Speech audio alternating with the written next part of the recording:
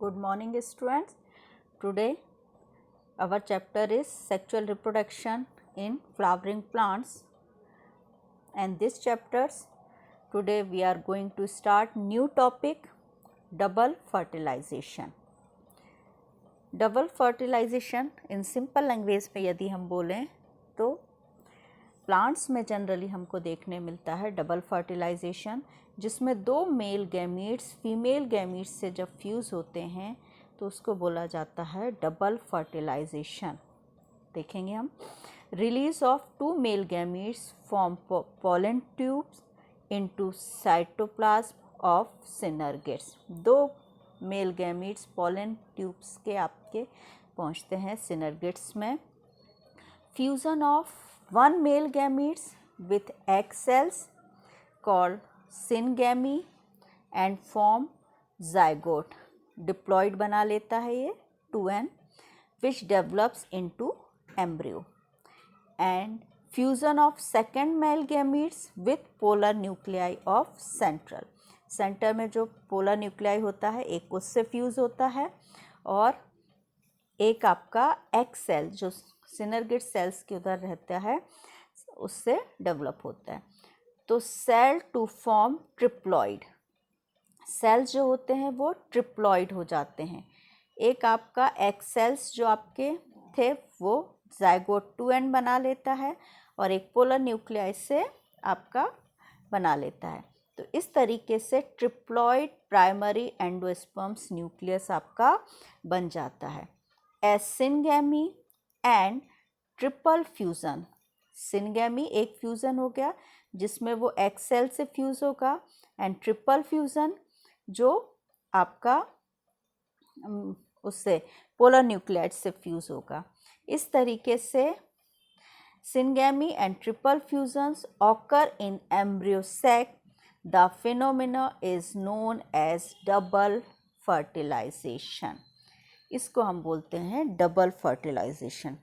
Centre cell with PEN, PEN मतलब primary endosperms nucleus is called primary endosperm cell which develops into endosperm, और ये आपका बना देता है एंडोस्पर्म्स और जाइगोट डेवलप हो जाता है एम्ब्रियो में। Look at the diagram of double fertilization. In this diagram pollen tubes enter कर रही है, देखिए आपके ओव्यूल्स में एंटर करने के बाद एक ये एग सेल से और ये एक पोलन न्यूक्लियस से फर्टिलाइज हो जाती है। इस तरीके से जब ये फर्टिलाइज होती है तो होता है डबल फर्टिलाइजेशन। नेक्स्ट है post fertilization events.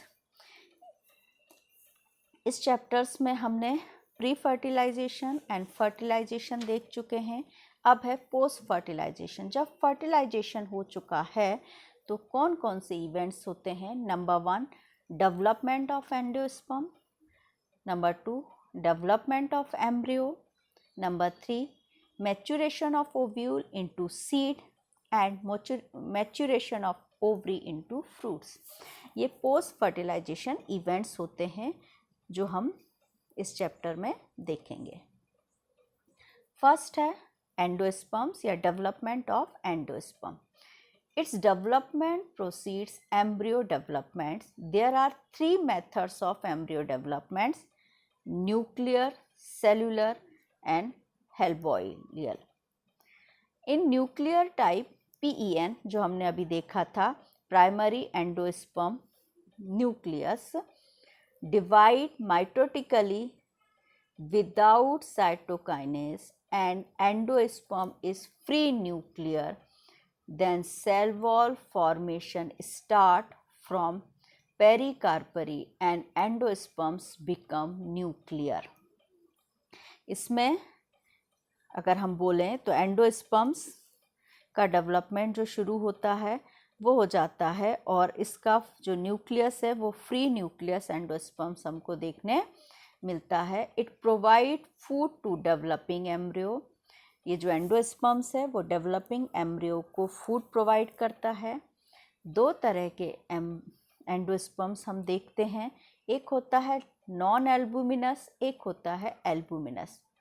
Non albuminous जो एंडोस्पर्म्स होता है उसमें endosperms completely utilize before maturation of seed. Seed के मैच्योरेशन के पहले ही जो एंडोस्पर्म्स है वो कंप्लीटली यूटिलाइज हो जाता है, उसको हम बोलते हैं नॉन एल्बुमिनस एंडोस्पर्म्स। और इसके एग्जांपल्स हैं P, groundnut etcetera. And albuminous में एंडोस्पर्म्स जो रहता है, portion of endosperms remain in mature seeds. Generally इसमें मैच्योर सीड्स में ये एंडोस्पर्म्स बच जाता है, रह जाता है, जिसको हम बोलते हैं albuminous seeds. Example wheat, maize, custards etcetera. And next topic is embryo या development of embryo. It starts after certain embryo formation.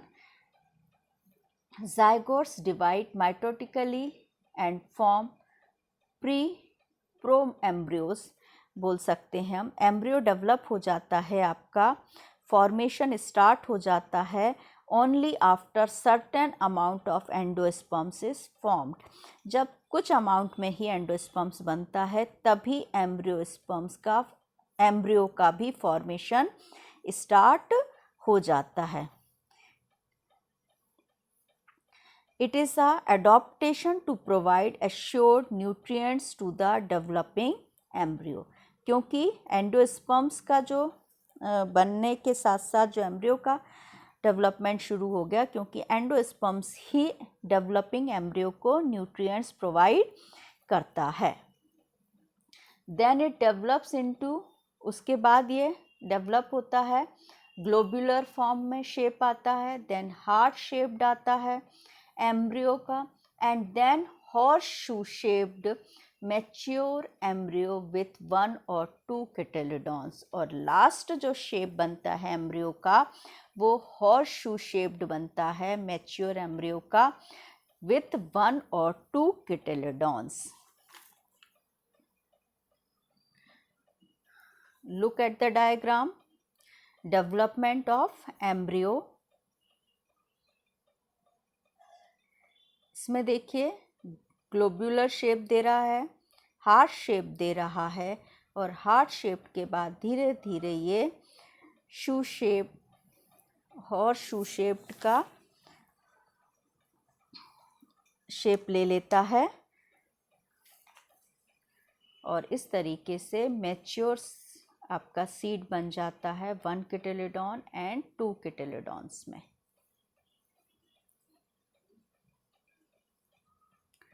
Next है डाइकिटेलिडॉन्स एम्ब्रियो, जिसको हम डाइकॉट सीड्स बोलते हैं. वो in dicotyledons the embryo consist of an embryonal axis and 2 cotyledons. इसमें एक embryonal axis होगा और 2 किटेलिडॉन्स होंगे. The portion of embryonal axis above the level of attachment of cotyledons. Cotyledons के ऊपर का जो पोर्शन होगा एम्ब्रियोनल एक्सिस का, जिसको हम बोलेंगे इपिकोटाइल, विच टर्मिनेट्स इनटू प्ल्यूम्यूल्स और स्टेम टिप. जो हमारा बनता है स्टेम टिप या जिसको हम प्ल्यूम्यूल्स बोलते हैं. And the portion of embryonal axis below the level of attachment of cotyledons, जो उसके नीचे होगा, उसको हम बोलेंगे hypocotyl. The terminates into radicals और रूट टिप, जिसको हम बोलेंगे रेडिकल्स या रूट टिप, जिससे हमारी जर्मिनेशन के समय रूट डेवलप होगी वो पोर्शन, और रेडिकल्स, और जर्मिनेशन के समय जिससे हमारी शूट डेवलप होगी उसको हम बोलेंगे प्ल्यूम्यूल्स. नेक्स्ट इज मोनोकोटिलिडोनस एम्ब्रियो, जिसको हम मोनोकॉट्स के नाम से जानते हैं. Embryos of a monocotyledon seeds possesses only one large cotyledons called scutellum. एक सिंगल किटेलिडॉन्स होता है जिसको हम स्क्यूटेलम बोलते हैं. The scutellum is generally shield shaped and is located laterally towards a side of the embryo axis, as in dicotyledons. Dicotyledons में ये आपका लेटरली टूवर्ड्स हो जाता है एम्ब्रियो एक्सिस के। The embryonal axis of monocotyledons possess a shoot tip. Plumules जिससे develop होगा, enclosed in a sheath, एक शीट से इनक्लोज होता है जिसको हम बोलते हैं कॉलीपोटाइल। और रूट टिप जो रेडिकल्स होता है वो इनक्लोज होता है एक शीट से जिसको हम बोलते हैं coleorhiza. The portion of embryonal axis, जैसे हमने डाइकॉट्स में देखा था, पोर्शन ऑफ एम्ब्रियोनल एक्सिस के जो ऊपर का था उसको हम बोल रहे थे प्लूम्यूल्स या फिर एपिकोटाइल्स, और जो एम्ब्रियोनल एक्सिस के नीचे था उसको हम बोल रहे थे रेडिकल्स या hypocotyl. And monocots, the portion of embryonal axis above the label of attachments of scutellums is the epicotyle and below is hypocotyles। यहाँ पे scutellums आ जाएगा, उसके ऊपर का जो पोर्शन रहेगा आपका वो एपिकोटाइल और जो नीचे वाला रहेगा वो हाइपोकोटाइल्स होता है। And next topic is seed. Endosperms का डेवलपमेंट हो गया पोस्ट फर्टिलाइजेशन इवेंट्स में। एम्ब्रियो का डेवलपमेंट हो गया। एम्ब्रियो के बाद होता है सीड का development. Seed fertilized and mature ovules develop into seed. जो मैच्योर ओव्यूल है वो सीड में डेवलप होता है। सीड कंसिस्ट ऑफ कोटिलेडॉन्स जो हमने देखे, monocots and dicots, embryonal axis जो अभी हमने लास्ट टॉपिक में डिस्कस किया, एंड सीड कोट जो बाहरी कवरिंग होती है सीड्स की, डबल लेयर्ड होती है, फॉर्म्ड बाय इंटेग्यूमेंट्स। जो हमने ओव्यूल्स की आउटर लेयर देखी थी आउटर और इनर इंटेग्यूमेंट्स की बनी होती है, तो वो हमारा बनाता है सीड कोट। तो आउटर जो लेयर होती है सीड की वो कहलाती है टेस्टा, और इनर लेयर जो होती है सीड की वो कहलाती है टेगमेन। एक पोर्शन और हमको सीड में देखने मिलता है micropyle, small opening of seed coat. Seed code में एक स्मॉल ओपनिंग होती है, मैंने लास्ट वीडियो में आपको बताया था जब हमने ओव्यूल का डायग्राम देखा था, स्ट्रक्चर देखा था, उसमें micropyle. It is facilitate entry of water and oxygen into seeds for germination. जब सीड जर्मिनेट होता है इसी माइक्रोपाइल पोर्स से वाटर और ऑक्सीजन उसको प्रोवाइड किया जाता है। Hilum's scar on seed coat. Seed दो टाइप के, albuminous and non albuminous. Were previous slides we already discussed. And perisperms, remains of nucleus, that is persistence। यदि सीड डेवलपमेंट्स के समय जो आपका अवशेष के रूप में न्यूक्लियस बच गया, persistence, एग्जाम्पल ब्लैक पेपर, उसको हम बोलते हैं पेरिस्पर्म्स। और एक पॉइंट्स और हमने प्रीवियस क्लास में पढ़ा था, डोरमेंसी, स्टेट ऑफ इनएक्टिविटी। यदि सीड आपका एक्टिव नहीं है तो that is called seed dormancy. Next topic is fruit. Mature ovule convert होता है सीड में, एंड मैच्योर ओवरी जो होती है वो होती है आपकी फ्रूट्स। तो the transformation of ovule into seed and ovary into fruits occurs simultaneously। साथ साथ होने वाली प्रोसेस है सीड्स और फ्रूट का formation. The wall of ovary develop into wall of fruit। जो ओवरी की वॉल है वो फ्रूट वॉल बन जाती है जिसको हम पेरिकार्प बोलते हैं। In some fruits like guava, mango, orange have fleshy and juicy pericarp। इनकी जो आउटर लेयर होती है वो जूसी होती है, जिसको हम फ्लैशी या succulents फ्रूट्स के नाम से भी जानते हैं। And whereas in some fruits such as groundnut, mustard, etc., the pericarp is dry। इनकी पेरिकार्प ड्राई होती है, नॉन जूसी होती है, इसलिए इनको हम ड्राई फ्रूट्स के नाम से भी जानते हैं। इन ट्रू फ्रूट्स, अगर हम ट्रू फ्रूट्स की बात करें, only ovary contributions in fruit formation जो रहेगा वो ट्रू फ्रूट्स रहेगा। By in false fruits, thalamus also contribution in false fruits होता है।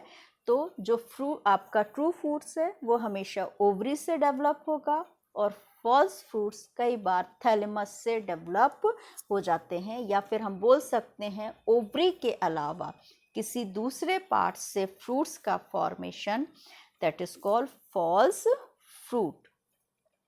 There are few species in which fruits develop without fertilization. कुछ species fruits की ऐसी होती हैं जो without fertilization होती हैं. Such fruit is called parthenocarpic fruits or seedless fruits. Examples banana and grapes. इनको हम पार्थेनोकार्पिक फ्रूट्स की कैटेगरी में रखते हैं क्योंकि ये सीडलेस फ्रूट्स हैं, विदाउट फर्टिलाइजेशन फ्रूट का फॉर्मेशन होता है। Now next is special reproduction या एपोमिक्सिस हम बोल सकते हैं।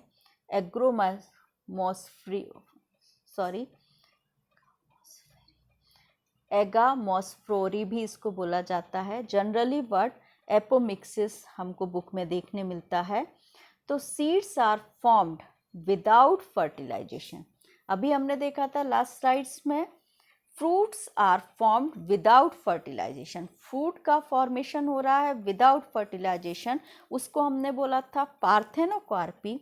एंड सीड का फॉर्मेशन हो रहा है without fertilization, that is called apomixis.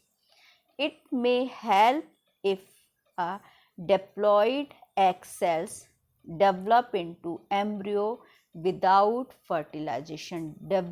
Diploid egg cells बन जाता है इसमें, एम्ब्रियो जो रहेगा वो egg cells डेवलप करेगा without fertilization. If cell of nucleus में develop into embryo, cells of nucleus जो रहेगा एम्ब्रियो में डेवलप होगा and pushed into the embryo, वो एम्ब्रियो को पुश करेगा। Next is polyembryony. पॉलीएम्ब्रियोनी आपका कहलाता है if more than one eggs में form in embryo sac. Embryo sac में एक से ज़्यादा एग्स का बनना। If more than one embryo sacs formed in N ovule, और ओव्यूल में आपके एक से ज़्यादा एम्ब्रियो सैक का फॉर्मेशन जो होगा वो आपका कहलाएगा पॉलीएम्ब्रियोनी। अदर सेल्स लाइक सिनर्गिड्स और न्यूक्लियस डेवलप इनटू एम्ब्रियो।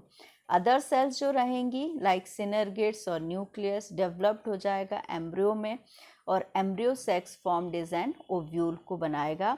जैसे example orange, lemon, mango, onion, groundnuts etcetera.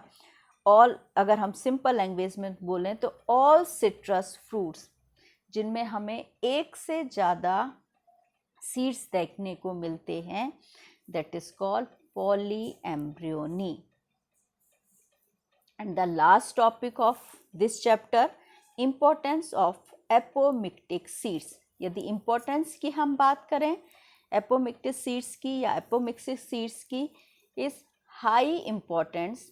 It's produce seed progeny which are exactly the same as the mother plant. क्योंकि without fertilization seed का formation हुआ है, इसलिए mother plants के जैसे ही रहेगा।